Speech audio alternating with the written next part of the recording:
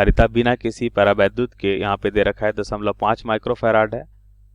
अब प्लेट के बीच के स्थान को परावैद्युतांक यहाँ पे दे रखा है 2 तथा 3 के दो परावैद्युत पदार्थ की समान मात्रा से दिखाए गए दो विन्यासों से बारी बारी भर दिया जाता है। तो धारिता C1 तथा C2 का अनुपात यहाँ पे बताना है क्या होगा। तो इस प्रश्न को समझने के लिए सबसे पहले हम प्रश्न की मुख्य अवधारणा को समझेंगे। तो हम यहाँ पे देखते हैं मुख्य अवधारणा। सबसे पहले देखेंगे समांतर प्लेट संधारित्र की धारिता का सूत्र क्या होता है और देखेंगे कि परावैद्युतांक माध्यम रखने के बाद उसकी धारिता क्या होती है। तो यहाँ पे देखते हैं समांतर प्लेट संधारित्र की धारिता। तो हम देखते हैं कि इसे एक चित्र के माध्यम से देखें तो हम यहाँ पे देखेंगे कि अगर ये समांतर प्लेट है और इस समांतर प्लेट संधारित्र में अगर हम देखें यदि इन प्लेटों का क्षेत्रफल कितना है a है और इन प्लेटों के बीच की दूरी कितनी है d है तो इसकी धारिता C बराबर क्या होता है, यह हो जाएगा एप्सिलॉन नॉट a बटा d। अब यदि हम k परावैद्युतांक का माध्यम रख दें तो यहाँ पे अगर हम इनके बीच k परावैद्युतांक का माध्यम रखते हैं, मान लेते हैं इनके बीच की दूरी d है और क्षेत्रफल a है और इनके बीच हम k परावैद्युतांक का माध्यम रख देते हैं तो नई धारिता जो है C डैश, इसे हम लिख सकते हैं क्या हो जाएगा, k गुना हो जाता है एप्सिलॉन नॉट a बटा d। तो यहाँ पे लिखेंगे k परावैद्युतांक माध्यम रखने के बाद k परावैद्युतांक माध्यम रखने पर ये नई धारिता होती है। अब प्रश्नानुसार उत्तर को समझ लेते हैं। तो हम देखेंगे कि हमें अगर पहला चित्र देखते हैं तो पहले चित्र में क्या दे रखा है कि हम कुछ स्थिति में देखें कि 2 और 3, ये 2 और 3 परावैद्युतांक का माध्यम कुछ स्थिति में रखते हैं तो इनके बीच की दूरी पहले चित्र में देखिए d ही रहेगी दोनों के बीच की दूरी और इनका क्षेत्रफल a ही रहने वाला है। ठीक है, अब इसको अगर हम यहाँ पे दो भागों में रखते हैं तो इसका अगर आधा आधा भाग देखें तो पहले स्थिति में a/2 हो जाएगा, ये भी क्या हो जाएगा a/2 हो जाएगा। ठीक है, और दूरी तो समान रहेगी।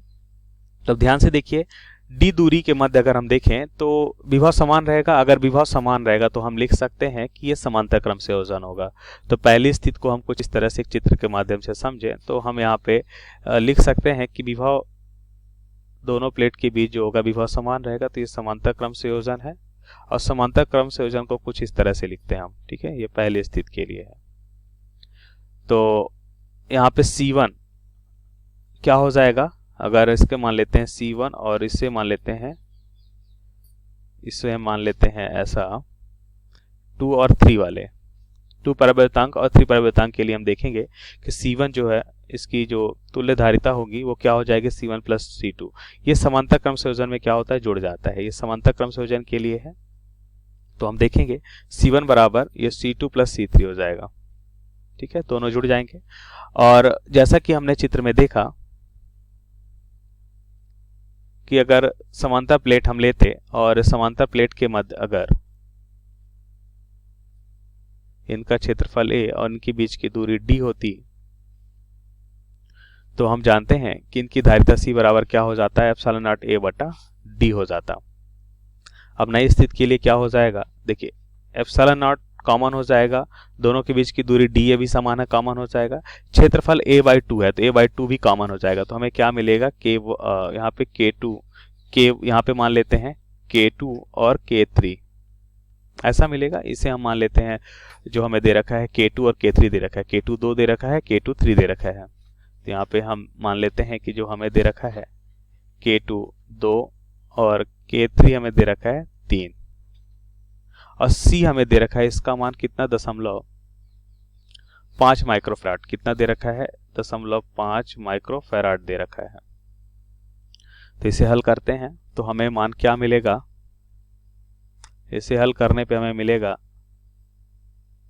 C1 बराबर एप्सिलॉन नॉट a बटा d को हम क्या लिख सकते हैं, देखिए एप्सिलॉन नॉट a बटा d को हम लिख सकते हैं यहाँ पे 0.5 माइक्रो को 10⁻⁻6 बटा 2 हो जाएगा।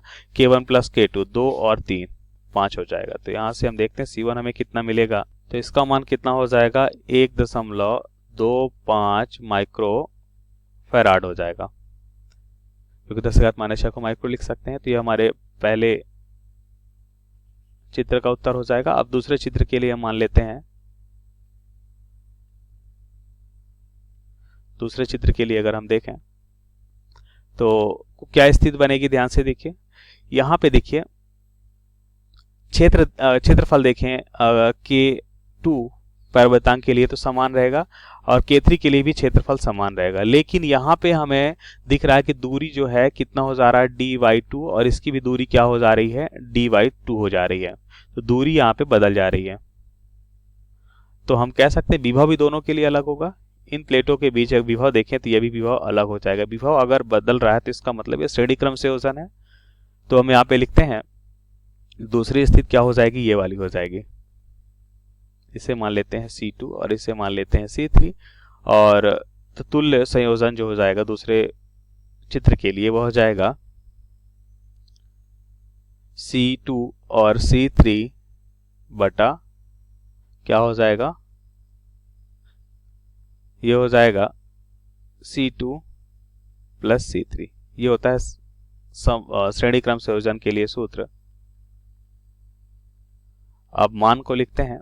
तो यहाँ पे ध्यान से देखिए, हम लिखेंगे C2 कितना हो जाएगा एप्सिलॉन नॉट A समान रहेगा एप्सिलॉन नॉट A बटा D। D यहाँ पे क्या हो जाएगा आधा D बटा 2, तो 2 को ऊपर लिख सकते हैं।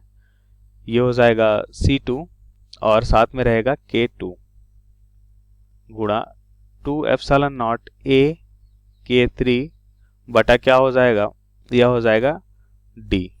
फिर से इनको हम जोड़ेंगे तो हम क्या कॉमन कर सकते हैं कुछ मान, जैसे 2 कॉमन हो जाएगा क्योंकि इनको जोड़ना भी है। तो 2 कॉमन हो जाएगा एप्सिलॉन नॉट A कॉमन हो जाएगा बटा D कॉमन हो जाएगा। तो यहाँ पे मिलेगा K2 प्लस K3। अब ध्यान से देखिए, तो यहाँ पे कुछ मान जो हैं कैंसिल हो जाएंगे। 2 एप्सिलॉन नॉट बटा D 2 एप्सिलॉन नॉट A बटा D ये कैंसिल हो जाएगा और C2 हमें क्या मिलेगा, ध्यान से देखिए, ये हमें मिलेगा 2 एप्सिलॉन नॉट A बटा D और ये हो जाएगा K2 K3 बटा क्या हो जाएगा, ये हो जाएगा K2 प्लस K3। तो यहाँ से हमें मिलेगा, हम लिख सकते हैं कि 2 एप्सिलॉन नॉट A बटा D को हमने देखा कि क्या मान दे रखा है, ये 0.5 दे रखा है। तो यहाँ पे हो जाएगा 2 गुणा 0.5, क्योंकि हमें C का मान दे रखा है 0.5 और ये समांतर प्लेट के लिए हम जानते हैं एप्सिलॉन नॉट A बटा D होता है जब K परिवर्तन का माध्यम नहीं था। K2 और K3 को 2 गुणा 3 बटा क्या हो जाएगा 2 प्लस 3 5 हो जाएगा। अब इसे हल कर लेते हैं तो हमें मान कितना मिलेगा, हमें मान मिलेगा, ये दशमलव हटाते हैं तो यहाँ पे 10 हो जाएगा, ये कैंसिल हो जाएगा और इसको अगर हम गुणा करें 2 दूना 4 त्याई 12 1.2 माइक्रोफैराड हो जाएगा। तो 1.2 माइक्रोफैराड ये हमारे प्रश्न का यहाँ पे सही उत्तर है। आशा करते हैं आपको समझ आया होगा। धन्यवाद।